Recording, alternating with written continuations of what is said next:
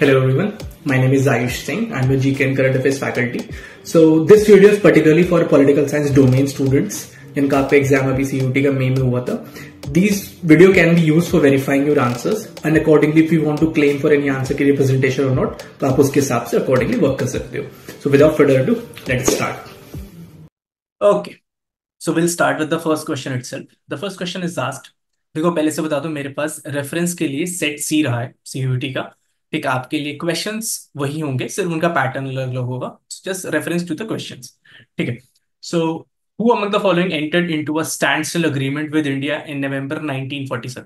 देखो जब इंडिया का आइडिया बना था कि इंडिया बनाने वाले, तो आपको पता होगा हमारे पास प्रिंसली स्टेट्स थे, कुछ गवर्नर जनरल के द्वारा जो प्रोविंसेस से चलाए जाते थे. ठीक है. So they were all constituted into the mainland India that we see today.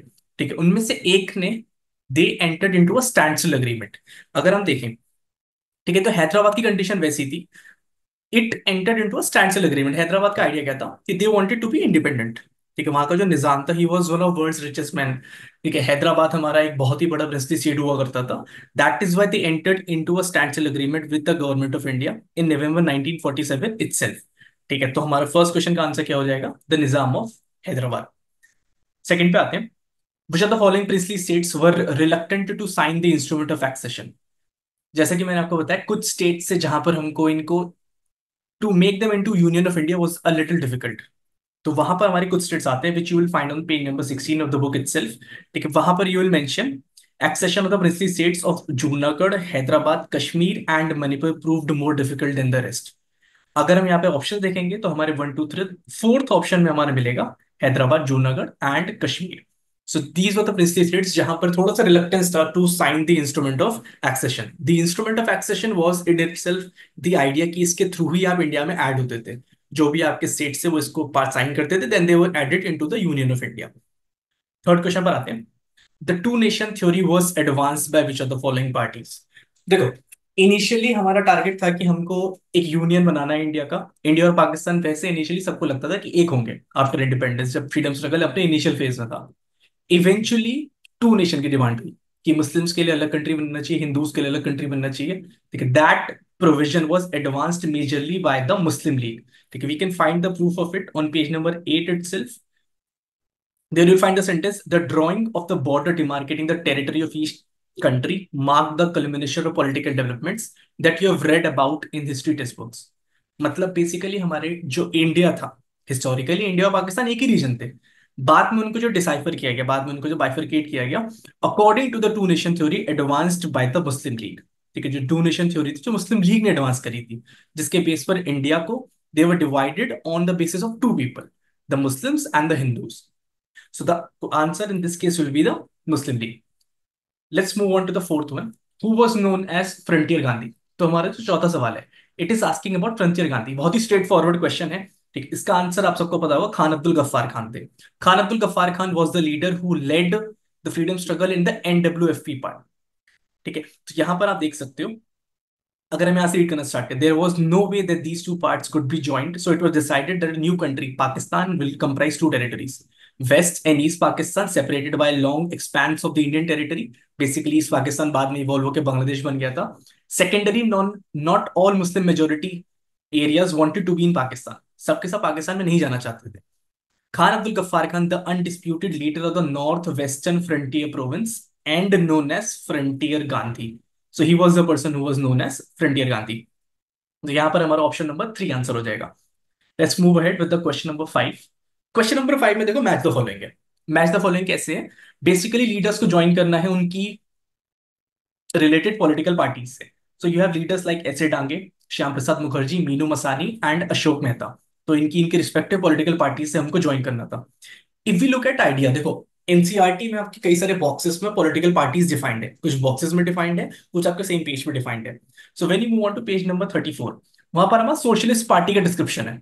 अगर हम उसकी बात करें, socialist party went through many splits and reunions leading to the formation of many socialist party. Socialist party basically बहुत सारे parts में divide हुई थी इवेंचुअली 1934 के बाद से. These parties included Kisan Mazdoor Praja party, the Praja socialist party and the Samyukta socialist party. Jayaprakash Narayan, Achyut Patwardhan, Ashok Mehta, Acharya Narendra, Ram Manohar Lohia and S M Joshi were among the leaders of the socialist parties. So यहाँ हमको पता चल चुका है कि Ashok Mehta belonged to the socialist party. So option जो हमारा डी है, डी को मुझे ज्वाइन करना है 2 से एटलीस्ट. ठीक है, डी यहाँ पर 2 पे कहां पर है, only option number 4. The answer will B this. अगर हम बाकी को हम वेरीफाई करना हो तो ऐसे डांगे बिलोंग टू द.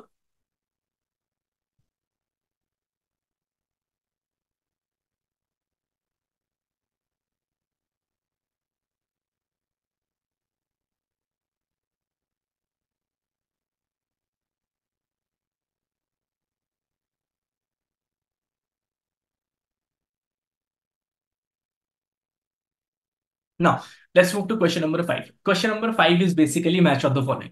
अब यहाँ पर हमको जो political leaders हैं, we have to join them with their respective political parties. The political leaders that have been talked about here वो हैं एस.ए. डांगे, श्याम प्रसाद मुखर्जी, मीनू मसानी और अशोक मेहता.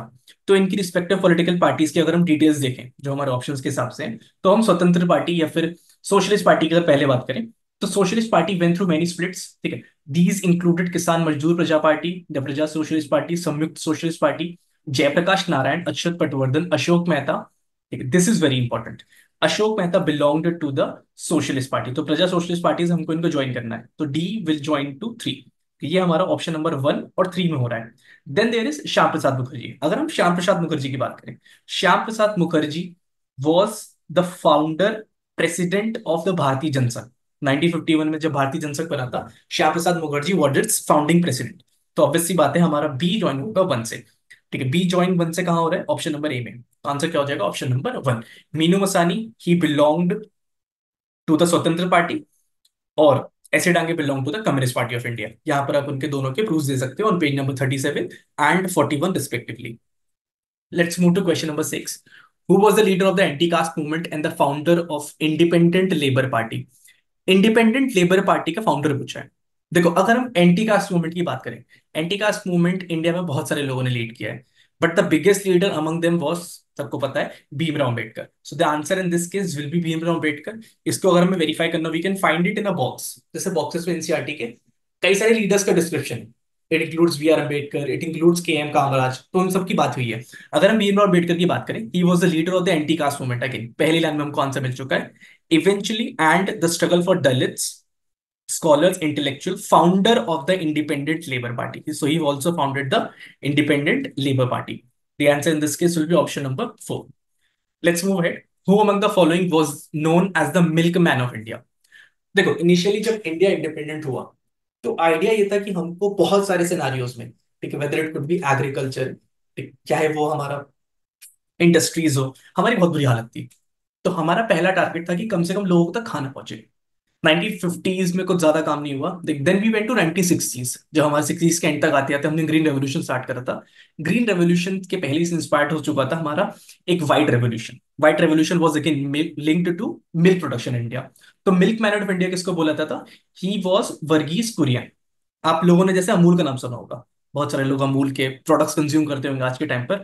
अमूल आप सबको पता होगा गुजरात में एक डिस्ट्रिक्ट है आनंद. ठीक है, तो आनंद से it was a cooperative dairy farming structure. तब वहां से ये आइडिया आया था कि कोऑपरेटिव डेयरी फार्मिंग कर सकते हैं. Verghese Kurien hence was nicknamed the milkman of India. So page number 61 पे इसका वेरिफिकेशन मिल जाएगा. Verghese Kurien was known as the milkman of India. Next पे चलते हैं.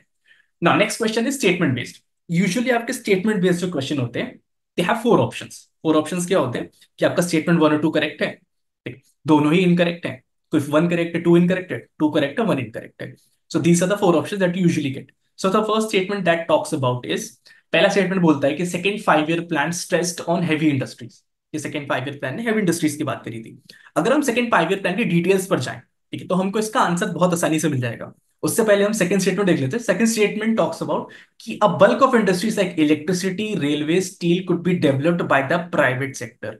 दिस लाइन इज इंपॉर्टेंट कि इनको डेवलप करने का काम किसको दिया गया, कि प्राइवेट सेक्टर कर लेंगे.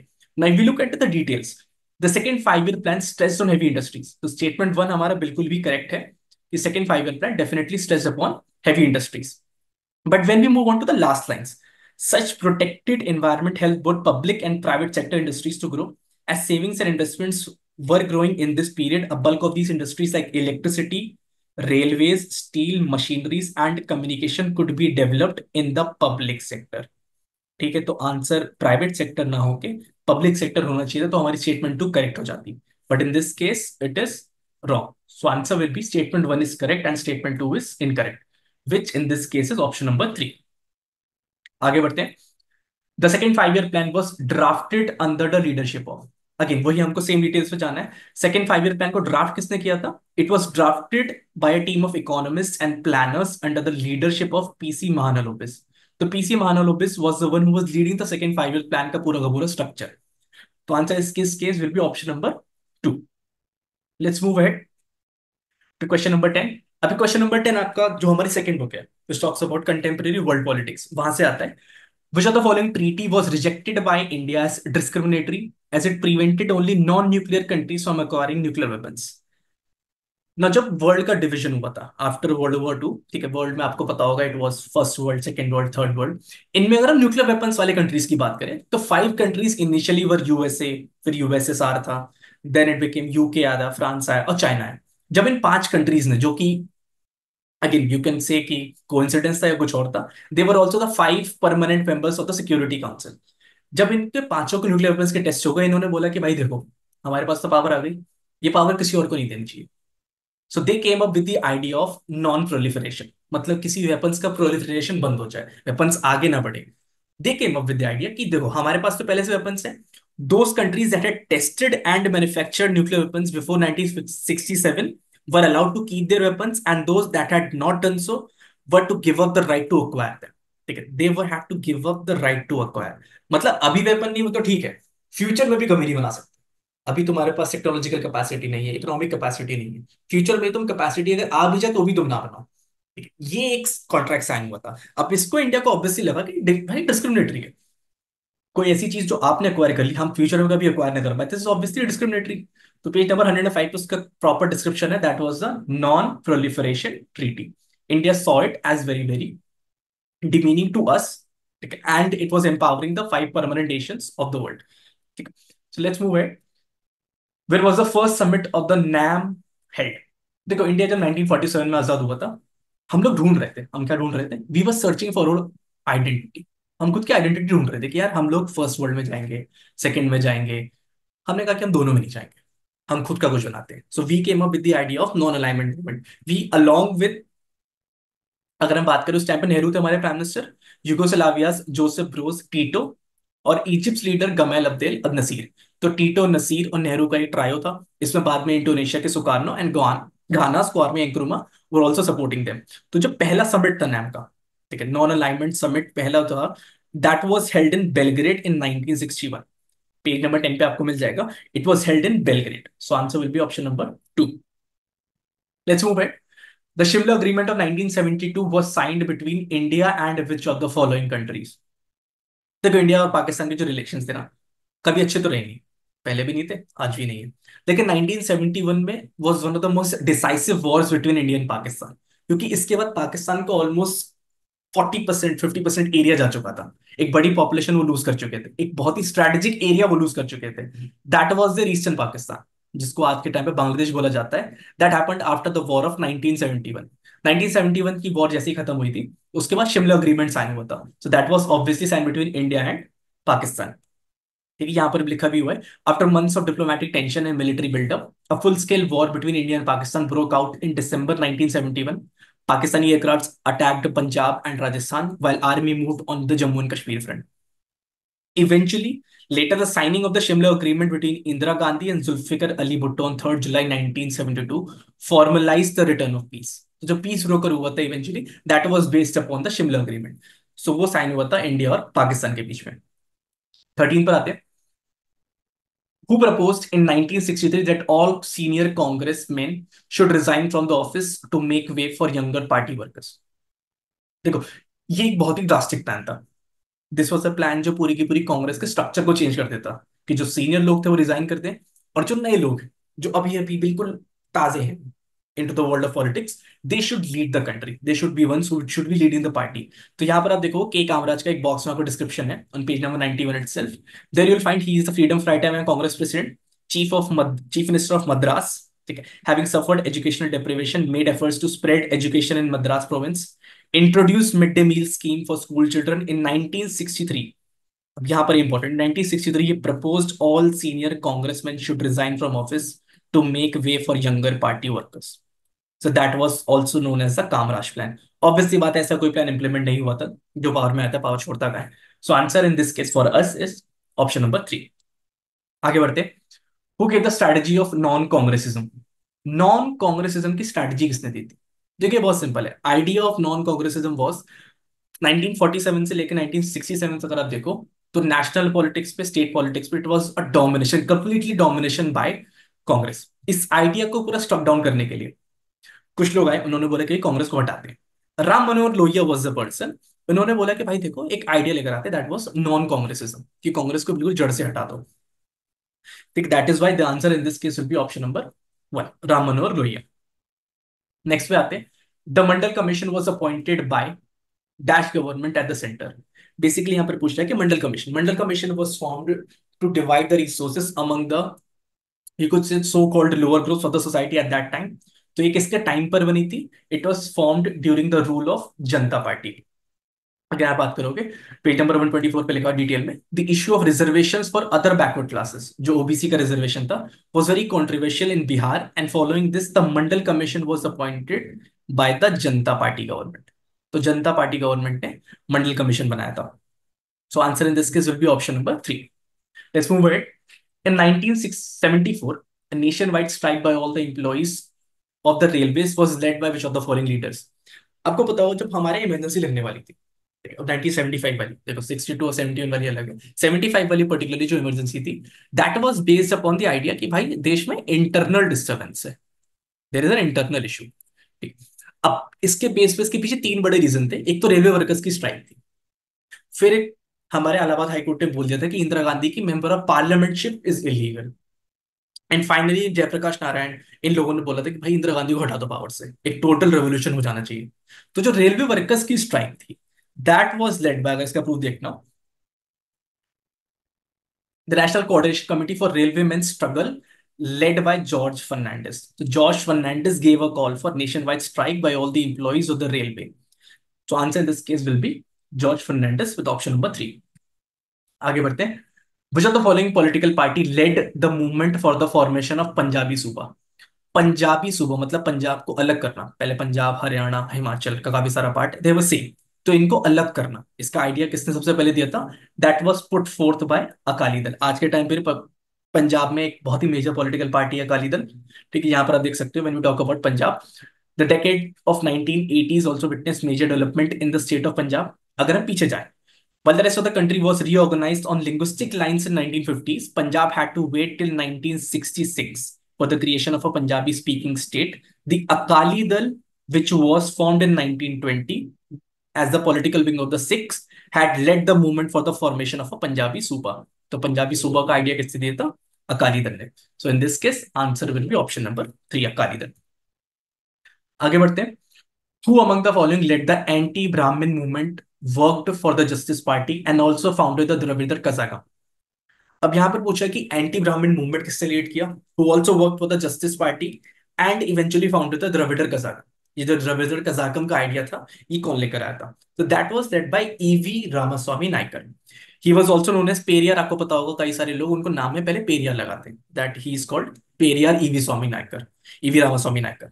Strong supporter of the atheism, famous for his anti-caste struggle and rediscovery of the Dravidian identity, initially worked as a member of the Congress Party, started the self-respect movement in 1925, led the anti-Brahmin movement, हमारे लिए important है, worked for the Justice Party and later founded the Dravidar Kazaka. So answer will be E.V. Ramaswamy Naikar. आगे बढ़ते हैं। What does BAMCEF stand for? BAMCEF की हमसे पूछा गया है कि इस एक्रोनिम की फुल फॉर्म क्या है।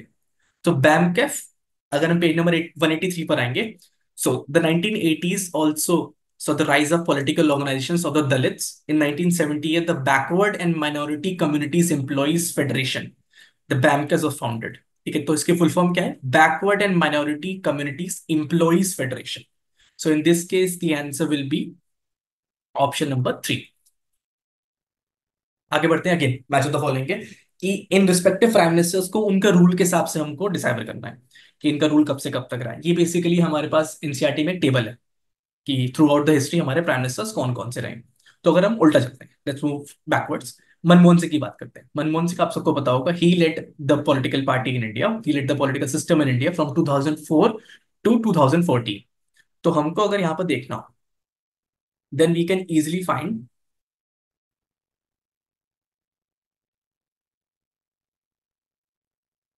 तो option number D will be link to option number one.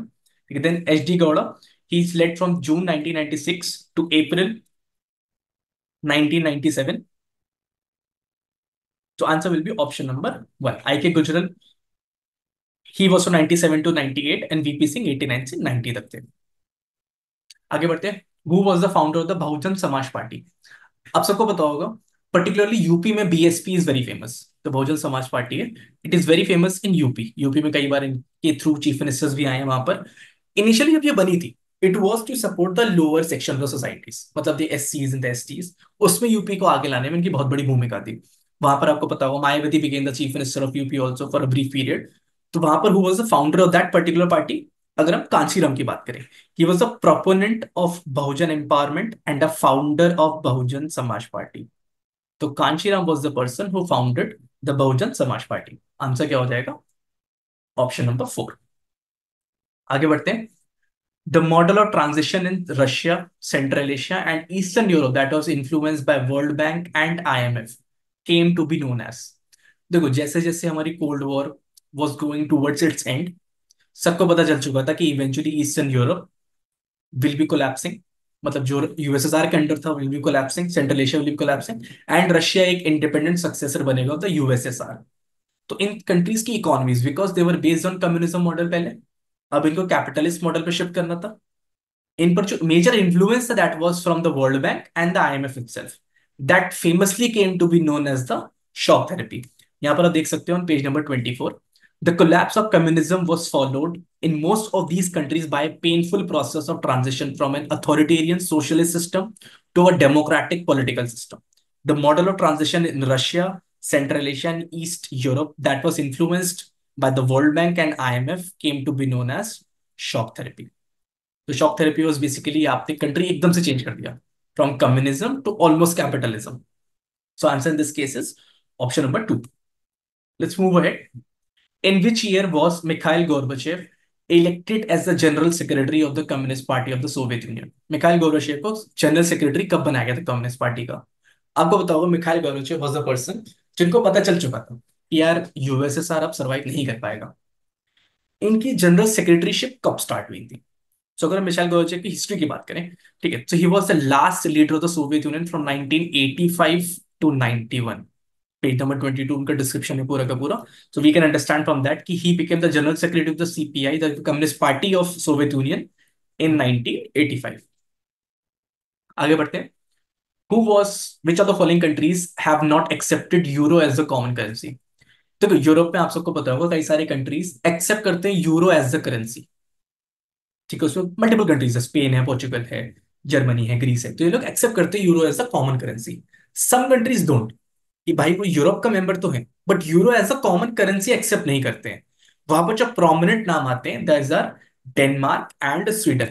यहां पर आप देख सकते हो पेज नंबर 55 पे।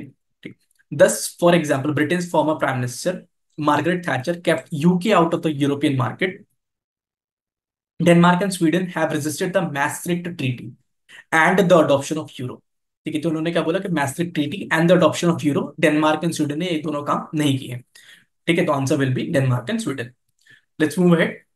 Question number 25. The ASEAN Regional Forum, established in 1994, is the organization that carries out the coordination of। ASEAN Regional Forum का main purpose क्या था? देखो, आसियान पहले ही बन चुका था, आसियान का formation was very good. ASEAN regional forum बाद में बना है, वो 94 में बना है। अब 94 में इसका मेन पर्पस क्या था?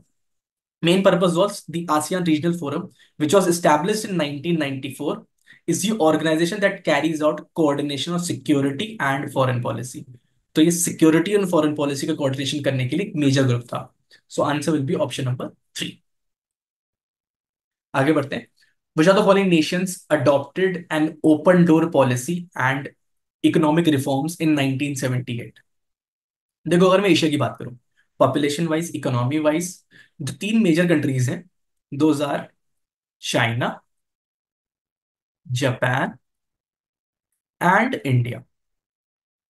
तीनों का ही इकोनॉमिक डेवलपमेंट का जो फेज है बहुत अलग अलग रहा है। जापान जस्ट आफ्टर 1945 का जैसे वर्ल्ड वॉर टू खत्म होता है, उसके बाद जापान ने अपना रिकंस्ट्रक्शन स्टार्ट कर दिया था। China and India were literally born during the 1940s के एंड में। इंडिया 47 में, चाइना 49 में, जब कम्युनिस्ट बनकर आया था। कम्युनिस्ट चाइना इवेंचुअली ओपन नहीं था, जैसे यूएसएसआर था वैसा ही था। बट 1978 तक they realized under Deng Xiaoping कि we need to open up our economy. जब तक हम ग्लोबली लिंक नहीं करेंगे, ग्लोबली सामान नहीं बेचेंगे, वी विल नॉट डेवलप। तो उन्होंने क्या बोला कि ओपन डोर पॉलिसी लेकर आते हैं। So that was brought in by China. यहाँ पर आप देख भी सकते हो, the Chinese leadership took the major policy decisions in 1970s। China ended its political and economic isolation. जैसा कि मैंने बताया, इकोनॉमिक आइसोलेशन खत्म करा था with the establishment of relations with the United States in 1972। Premier Zhou Enlai proposed the four modernisation: agriculture, industry, science and tech and military in 1973. By 1978, the then leader Deng Xiaoping announced the open door policy. तो open door policy आपकी 1978 तक Deng Xiaoping ने announce कर दी थी। आगे बढ़ते हैं। In 1966, who made the 6 point proposal for greater autonomy of East Pakistan? देखो, ईस्ट पाकिस्तान जो आज का बांग्लादेश है, ऐसा नहीं कि वो एकदम से इंडिपेंडेंट हो गया 71 में। इसके लिए डिमांड बहुत पुरानी थी, because the resistance was very high. East Pakistan के लोग थे, they used to feel inferior compare to West Pakistan. उनको लगता था भाई ये लोग पता नहीं क्या ही कर रहे हैं, हमारे लिए तो कुछ मिलता नहीं है। तो इसका आइडिया था कि 6 point proposal for a greater autonomy. Again independence नहीं, ऑटोनॉमी की पहले डिमांड कब किसने करी थी? अगर हम यहाँ पर टाइमलाइन पर आते हैं ऑफ साउथ एशियन सिंस 1947, तो 1966 में you will see India and Pakistan signed the Tashkent agreement, 6 point proposal of Sheikh Mujibur Rahman for greater autonomy to East Pakistan. तो 1967 में there was a demand for greater autonomy of East Pakistan by Sheikh Mujibur Rahman. आगे बढ़ते हैं। Which of the following countries joined SARC in the year 2007? तो SAARC का formation आप सबको पता होगा, 1985 में हो चुका था। उस टाइम पर initially again India, Bangladesh, Pakistan were the members, कुछ कंट्रीज मेंबर नहीं थे। तो सार्क की अगर मैं टाइमलाइन की बात करूं, in the year 2007 itself Afghanistan join SAARC. तो अफगानिस्तान ने 2007 में सार्क को ज्वाइन किया था ना। 29, which of the following countries is not included in South Asia? Now this is again a very straightforward question. Again थोड़ा सा यहाँ पर सब्जेक्टिविटी आ सकती है। ये क्वेश्चन ऐसा जहां पर कुछ सब्जेक्टिविटी आ सकती है, that is why we refer to NCERT कि एनसीईआरटी के हिसाब से क्या बोला जा रहा है। अगर मैं एनसीईआरटी की बात मानूं, so they have termed the expression South Asia usually includes the following countries. It includes Bangladesh, Bhutan, India, Maldives, Nepal, Pakistan and Sri Lanka. तो यहाँ पर किसका नाम नहीं है among these four? China. China is not included in South Asia. It is particularly included in Eastern Asia country. It is not a South Asian country. 30. At the Yalta conference, the Big Three decided to organize the United Nations conference on the proposed world organization. The Big Three stood for. यहाँ पर big three का मतलब ये नहीं कि big three countries की बात है। The big three met the leaders of the big three countries. The leaders of big three countries उस टाइम पर कौन थी? They were US, USSR and UK. So these were the three which were leading the Yalta conference. तो answer क्या हो जाएगा? US के leader Roosevelt, Churchill and stolen. You can find it here in February 1945. Yalta conference for the big three, Roosevelt, Churchill and Stalin were there. Decides to organize a United Nations conference on the proposed world organization. Eventually यही meeting के base पर आपने बाद में United Nations बनाया था। Again किसी काम का तो है नहीं इवन, बट बनाया तो था फिलहाल। Let's move ahead to question number 31. The International Atomic Energy Agency was established in International Atomic Energy Agency. When we again move on to our second book जो हमारी कंटेम्प्रेरी वर्ल्ड पॉलिटिक्स की है, वहां पर साफ साफ लिखा हुआ है एक बॉक्स में आईएईए के बारे में बात हुई है। The International Atomic Energy Agency was established in 1957। It came into being to implement US president Dwight Eisenhower's atom for peace proposal.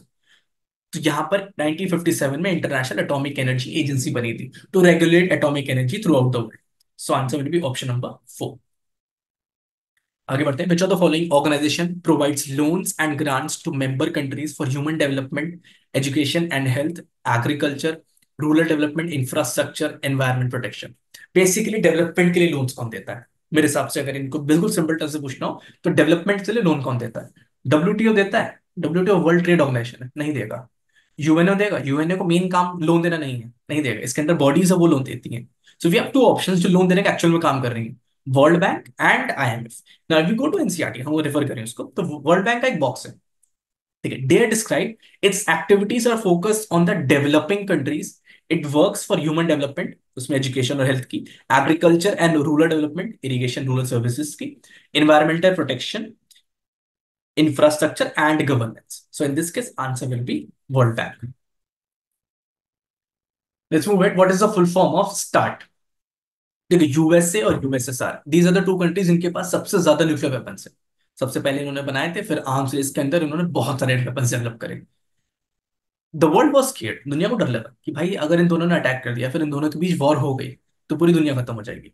So to make sure that does not happen, इन्होंने multiple treaty sign करे थे, so that they restrict their number of weapons.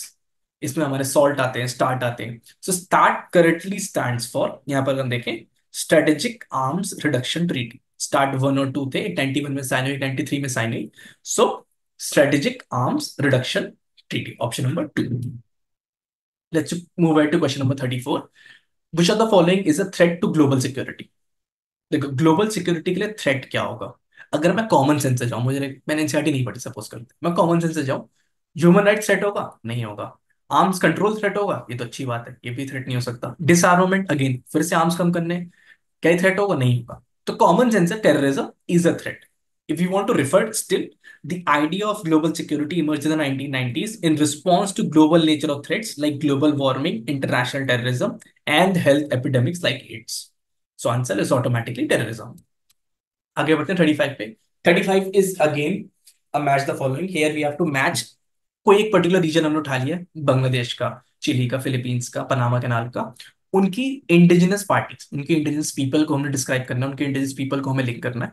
सो अगर हम उससे बात करें, it is again given in the book itself, ऐसा नहीं लगना चाहिए क्वेश्चन पता नहीं कहां से आ गया है। बिल्कुल you have to read between the lines for it.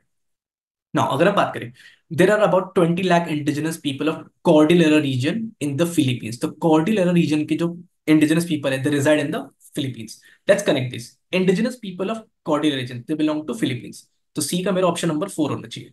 That comes to option number 2 और 3। आगे बढ़ते हैं। 6 lakh tribal people of the Chittagong Hill tracts in Bangladesh. The tribals of the Chittagong reside in Bangladesh. So D का 2 होना चाहिए. So answer will automatically be 8 का 2, Mapuche, that belongs to people of Chile, and Kuna tribe belongs to the eastern side of the Panama Canal. Let's move ahead to question number 36. 36 से पूछा कि भाई Kyoto protocol कब sign हुआ था? जैसा कि आपको पता होगा, जब 1992 में यूएनएफ ट्रिपल सी बना था, उसके बाद कुछ हमारे इनिशियल समिट्स में क्योटो प्रोटोकॉल साइन हुआ था। क्योटो प्रोटोकॉल ने आइडिया दिया था कि हम सबकी कॉमन बट डिफरेंशिएटेड रिस्पॉन्सिबिलिटीज हैं। Global warming, again it is a common concern, but इसकी रिस्पॉन्सिबिलिटी सब लोग अपनी अपनी कैपेसिटी के हिसाब से उठाएंगे। सब लोग अपने अपने जो अपने थ्रू आउट हिस्ट्री एक पोल्यूशन करा उसके बेस पर उठाएंगे। So Kyoto protocol was signed in the year 1997 itself. अगर मैं यहाँ पे बात करूं, India joined the 160 countries that have signed and ratified the 1997 Kyoto protocol. तो क्योटो प्रोटोकॉल कब साइन हुआ था? 1997। आगे बढ़ते हैं। When was the energy conservation act passed? Energy conservation act है वो कब पास हुआ था? So the energy conservation act, when you move on to page number 126, वहां पर हमारा बात हुआ है, ठीक है। The energy conservation act passed in 2001, answer मिल चुका है। It outlines initiatives to improve energy efficiency. Similarly the electricity act of 2003 encourages the use of renewable energy. So the Energy Conservation Act was passed in the year 2001 itself. Question number 38. Which of the following global platform brings together human rights activists, environmentalists, labor youth, and women activists to oppose neoliberal globalization? तो ऐसा कौन सा platform है? Basically human rights activist हो गया, youth हो गया, women activist हो गए, इनको साथ में लेकर आती है to oppose the neo liberal globalization, जो नए तरीके का ग्लोबलाइजेशन हो रहा है उसको अपोज करने के लिए। So the world social forum, ठीक है, the world social forum is another global platform that brings together a wide collision of composed people where human rights activists, environmentalists, labor, youth, and women activists opposed to the neoliberal globalization. They are opposing neoliberal, जो नई type की globalisation है उसके खिलाफ है। So answer will be option number 2. Let's move ahead. Which of the following statements is true about globalization? अगर मैं बिल्कुल कॉमन सेंस पे जाऊं ना, ये क्वेश्चन तब भी सॉल्व हो जाता है। Is globalization a purely economic phenomenon? No. Is it a purely cultural phenomenon? Again, no. The two options जहां पर मैं थोड़ा सा स्टक कर सकता हूँ कि globalization is a multi dimensional phenomenon and globalization has at a universal impact on all the states and societies ना। अगर मैं इस टर्म पे ध्यान दूं कि यूनिवर्सल इम्पैक्ट मतलब सब पर सेम तरह का इम्पैक्ट हुआ है, क्या हर सोसाइटी हर स्टेट पे सेम तरह का इम्पैक्ट होगा? बिल्कुल नहीं होगा। तो जो most appropriate answer in this case will be option number 3। If you want to refer to it, वहां पे लिखा भी हुआ है, first line itself says globalization is a multi dimensional concept. It has political, economic, and cultural manifestations, and that these must be adequately distinguished. इन सबको अलग अलग करना चाहिए. So answer is option number 3. आगे बढ़ते हैं. When is the Ambedkar Jayanti observed in India? बहुत simple answer है. It is observed on April 14th every year. तो अम्बेडकर जी का birthday was on April 14th. आगे बढ़ते हैं. Study the picture given below and answer the following question. ठीक है, 5 नहीं है.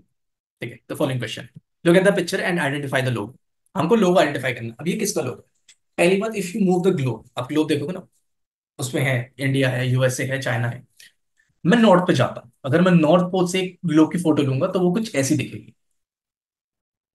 और यहाँ पर ये ऑलिव ट्री के ब्रांचेस हैं. So this again belongs to the United Nations. UN का एक लोगो है. Here you can find it, the United Nations logo. जो हमारे चैप्टर की स्टार्टिंग है वहीं पर लिखा हुआ पेज नंबर 81 पे. तो ये यूएन का लोगो है. 42 देखते हैं. Who was the second secretary general of the United Nations? Second secretary general कौन था? तो यूएन के secretary general through out the year, उनका टाइम पीरियड, उनका टाइमलाइन सब कुछ दे रखा है ऑन द पेज नंबर 81. तो वहां पर बात करोगे पहले सेक्रेटरी कौन था? That was Trygve Lie. And second one was Dag हैम्सचोल. He was the second secretary general of the United Nations. So you can find the option number 3 is the answer. 43 पर आते हैं. Which day is celebrated as the UN Day? UN Day किस दिन को बोलते हैं? तो UN Day was the day when the United Nations was officially made. जब UN को ऑफिशियली बनाया गया था. So that was formed in the year 1945. Date क्या थी? 24th October 1945 को. तो 24th October को हर साल we celebrate the UN Day. You can find it again here. 1945, October 24, the UN was founded, hence October 24 is celebrated as the UN Day. 44, the United Nations was founded as a successor to which of the following? देखो जो idea था UN का, ऐसा नहीं था कि बिल्कुल ही नया था. इट वॉज नॉट समथिंग कि हमको भाई पता नहीं कहां से आ गया. जो एक आइडिया था कि मल्टीलैटरल इंस्टीट्यूशन होना चाहिए, सारे के सारे कंट्रीज जो मेजर कंट्रीज है पार्टिसिपेट करने चाहिए इस पे. That was already happened in the earlier also. 1990 में लीग ऑफ नेशंस बना था. लीग ऑफ नेशंस सक्सेसफुल नहीं हुआ बस. तो इसका सक्सेसर कौन बना था बाद में? United Nations. You can find it in the description itself. The First World War encourage the world to invest in an international organization to deal with conflict. Basically एक इंटरनेशनल ऑर्गेनाइजेशन होना चाहिए. ऐसा नहीं कि यूके अलग चल रहा है, फ्रांस अलग चल रहा है. एक ग्रुप होना चाहिए इसके लिए. Many believed that such an organization would help the world to avoid a war. As a result, the League of Nations was formed. However, despite its initial success, it could not prevent the Second World War. The UN was founded as a successor to the United Nations, and it was established in the year 1945. Again, UN भी successful तो रहा नहीं है through out the decades. Her decade में कोई ना कोई war तो हुई है, बट फिर भी चलो मान लेते हैं इनके हिसाब से सक्सेसर है. पीस मेंटेन करता है तो करता होगा. 45 पे आते हैं फिलहाल. Right the full form of UNDP. United Nations Development Programme की फुल फॉर्म क्या है? ठीक है, यूएनडीपी की फुल फॉर्म क्या है? सॉरी. तो the full form is United Nations Development Programme. Here you can see UN के मल्टीपल बॉडीज हैं, उनके फुल फॉर्म्स दे रखे हैं. WHO is World Health Organization. UNDP is United Nations Development Program. Then UNHRC है आपके पास, United Nations Human Rights Commission. And UNHCR, United Nations High Commission for Refugees. UN, UNICEF है, UNESCO, बहुत सारे organisation है. फिलहाल हमारे लिए यूएनडीपी इंपॉर्टेंट था, तो that stands for United Nations Development Programme. Now जो आपके last 5 question, they are passage based. These 5 questions are particularly passage based. Here you can find north east के बारे में बात होती है कि भाई नॉर्थ ईस्ट में कंट्रीज कौन कौन है, नॉर्थ ईस्ट में उनके जो इंपॉर्टेंस है वो क्या क्या है. So we'll just move on directly to the questions. और एक क्वेश्चन ध्यान रखना, हमको सॉल्व करने तो on the basis of passage itself. हमको अपनी आउटर नॉलेज नहीं लगानी, पैसेज जो दिया हुआ उसको रेफरेंस मान के ही सॉल्व करना है. तो अगर पहला क्वेश्चन देखें, the north eastern reason consist of 7 states called the. 7 states को कुल मिला क्या बोलते थे?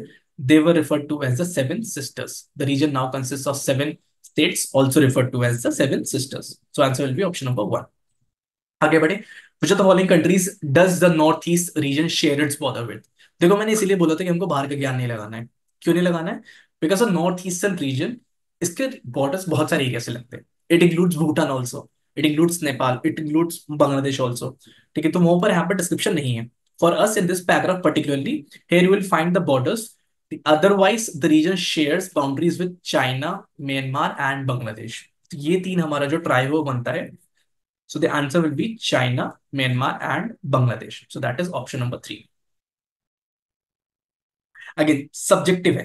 ये answer is subjective on the basis of, क्योंकि नेपाल का बॉर्डर लगता है। Nepal also has a border with the north eastern nation. Bhutan का बॉर्डर लगता है, सॉरी। ठीक है, Bhutan also has a border with the north eastern Nations. So China, Bhutan and Bangladesh also could be the answer. अब वो रेफरेंस पॉइंट सीयूटी ने क्या लिया है वो हमारे लिए वो इंपॉर्टेंट है। This is the only controversial question throughout the passage. अगर हम पैसेज बेस पे चलेंगे तो हमारा answer will be China, Myanmar and Bangladesh. If we don't, क्योंकि पर्टिकुलरली नॉर्थ ईस्टर्न रीजन की बात होती है, तो वहां पर वैसे आंसर भूटान कुड भी इंक्लूडेड। लेकिन तो सब्जेक्टिविटी है, बट क्योंकि पैसेज बेस्ड है तो हमारा answer is most preferred is China, Myanmar and Bangladesh. तो इसी को रेफरेंस मानना, आंसर क्वेश्चन नंबर 3 ही माना जाएगा। आगे बढ़ते, which in which year was the state of Nagaland created? Nagaland कब बना था? Nagaland was one of the first north eastern states to be independent, जो आज के टाइम पे हो चुका है। ठीक है, तो अगर हम वहां पे देखें, Nagaland was created in the year 1963 itself. फिर मणिपुर, त्रिपुरा, मेघालय 72 बने थे। मिजोरम, अरुणाचल प्रदेश 87 में बने थे। ठीक है, तो डिस्क्रिप्शन इनका बाद में होता रहा है। अब आ जाते हैं सेकंड लास्ट क्वेश्चन पे। Question is, Khasi tribes an ethnic group are the inhabitants of which of the following states? तो खासी ट्राइब्स एक किस स्टेट को बिलोंग करती है, क्वेश्चन ये है। ठीक है, तो देखो बहुत स्ट्रेट फॉरवर्ड आंसर इसका। Khasi tribes belongs to the Meghalayan state. अगर हम यहाँ पे देखें, in the north eastern region as regional aspirations reached a turning point in the 1980s। अगर मैं खासी ट्रैक के पर्टिकुलरली अगर मुझे वहां पर जंप करना हो, so I can just see around this कि Tripura, Manipur and Khasi hills of Meghalaya were erstwhile princely states which merged with India after independence. तो ये पूरा का पूरा पार्ट है खासी का, that belonged to Meghalaya. Let's move to our last question. The Northeast serves as a gateway to which of the following mentioned below? Northeast किसको एक गेटवे की तरह बिलोंग करता है, मतलब किस रीजन को एक गेटवे की तरह एक्ट करता है? अगर मैं बात करूं इंडिया की, इंडिया को अगर आप सोचो, if you want to imagine accessing some parts of the world, India के लिए the easiest way to access South East Asia. अब मैं साउथ ईस्ट एशिया की जब बात करता हूँ तो countries like Thailand, Myanmar, Cambodia, Laos, they come to mind. At least land wise तो ये कम टू माइंड आती। Then we access a lot of countries by sea which include Singapore, Philippines हो गया। North east particularly helps in access South East Asia. यहाँ पर आपको paragraph में mention मिल जाएगा that north east acts as a gateway between Southeast Asia and India. Okay, so that's it for the solutions. Thank you so much, guys. If you want anything else, if you want कि यार ये समझाया था वो समझाया, you can just type it in the comment section. Otherwise, this is Ayush Singh signing off.